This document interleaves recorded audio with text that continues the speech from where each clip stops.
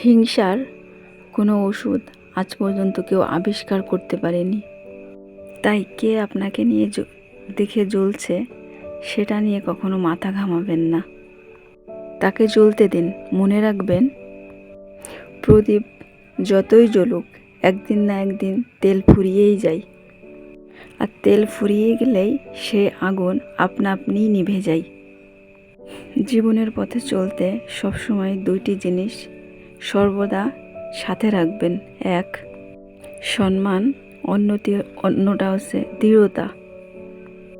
যে মানুষ সম্মানের যোগ্য তাকে সম্মান দিন। সবাইকে একভাবে ব্যবহার করা কখনোই বুদ্ধিমানের কাজ নয়।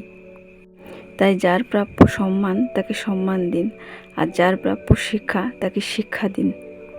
আর যে মানুষ অন্যায়, অহংকার এবং অবহেলার ভাষা বোঝে তার সাথে প্রয়োজন অনুযায়ী কঠোর হতে শিখুন। তাহলেই জীবনে চলার পথ অনেক সহজ হবে,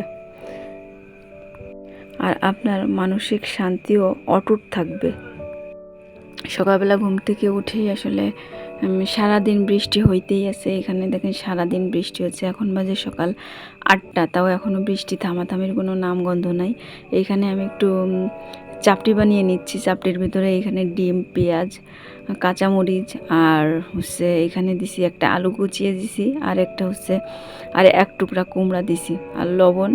এটাই দিয়ে আর কি একটা ডো তৈরি করে তারপর এটা বানিয়ে নিচ্ছি। এটা সকালবেলা আসলে আমি এমনি হালকা পাতলা নাস্তাই করি, এর সাথে একটু হালকা লিকার দিয়ে একটু চা বানিয়ে নেব আর একটা কলা, এটা দিয়ে আর কি নাস্তাটা করে নেব। হ্যাঁ, বৃষ্টি মানে সারাটা দিন বৃষ্টি, মানুষের চারিপাশে বন্যায় কী অবস্থা, মানুষের আহাজারি দেখলেই আসলে মনটা খারাপ হয়ে যায়। আমরা সেই তুলনায় কত ভালো আছি, আর ভালো থাকলে আসলে আমরা আল্লাহর কাছে শুকরিয়া জানাই না, এতে আল্লাহ অনেক বেজার হয়। যাই হোক, আমরা আল্লাহর কাছে বেশি বেশি শুকরিয়া আদায় করব, আর যারা দুরবস্থায় আছে তাদের জন্য বেশি বেশি দোয়া করব যে আল্লাহ তাদের হেফাজত করুক। এখানে একটু যে চা বানিয়ে নিচ্ছি, হালকা লিকার দিয়ে আর কি চা বানিয়ে নিচ্ছি।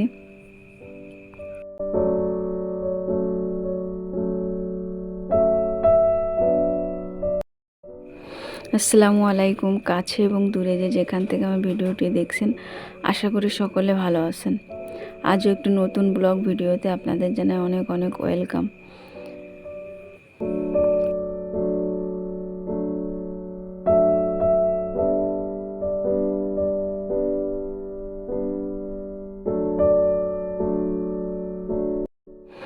সবসময় আকাশ মেঘ করলে যেমন বৃষ্টি হয় না, তেমন কষ্টের সময় নিজের হাসি কখনো থামিয়ে রাখতে হয় না।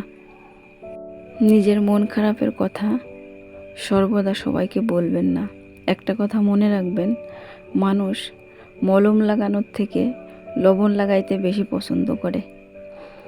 দেখেন, আজকে এখানে হচ্ছে দেশি মুরগির মাংস রান্না করব। এখানে আমি বাসায় তো দেশি মুরগি পালি। দেশি মুরগি পাললে আসলে নিজেদের ডিমের চাহিদাটাও পূরণ হয়। তারপরে এই যে যখন তখন যে মাংস খাওয়া যায়, আবার কিছু বিক্রি করে নিজেরও হাত খরচ চালানো যায়। আমি বাসায় বসে না থেকে কিছু না কিছু করার চেষ্টা করি আর কি। বাসায় হাঁস মুরগি পেলে যতটুকু ইনকাম করতে পারি, নিজের হাত খরচটা চালাইতে পারি।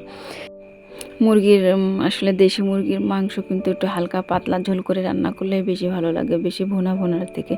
তাই এখানে এখন পাতলা ঝোল করে আর কি রান্নাটা করে নেব। এখানে মশলাটাকে কষিয়ে নিচ্ছি, নিয়ে তারপর মাংসটা অল্প পানি দিয়ে আর কি মশলার সাথে আগে একটু কষিয়ে নিয়ে অল্প পানি দিয়ে কষিয়ে নেব, আর নিয়ে তারপর ঝোলের পানি দিয়ে দেবো। এইভাবে রান্না করলে কিন্তু বেশি টেস্ট লাগে।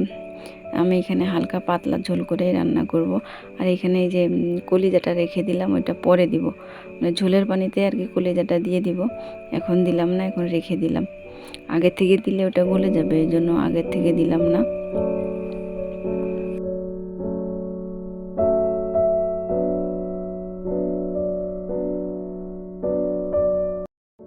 যা আপনার আমার নিয়ন্ত্রণে নেই তা নিয়ে অযথা দুশ্চিন্তা করবেন না, এতে নিজের ক্ষতি ছাড়া কখনো লাভ হয় না। একটা কথা মনে রাখবেন, সব কিছু আপনার আমার হাতে থাকে না, আর এটাই জীবনের স্বাভাবিক নিয়ম। বড় সুখের আশায় কখনো নিজের জীবন নষ্ট করবেন না। এক কাপ চা প্রিয় মানুষের একটি হাসি কিংবা সুন্দর একটা সকাল, এসব ছোট ছোট মুহূর্তগুলোই আনন্দ খুঁজে নিন। সকলে ভালো থাকবেন, সুস্থ থাকবেন। আসসালামু আলাইকুম।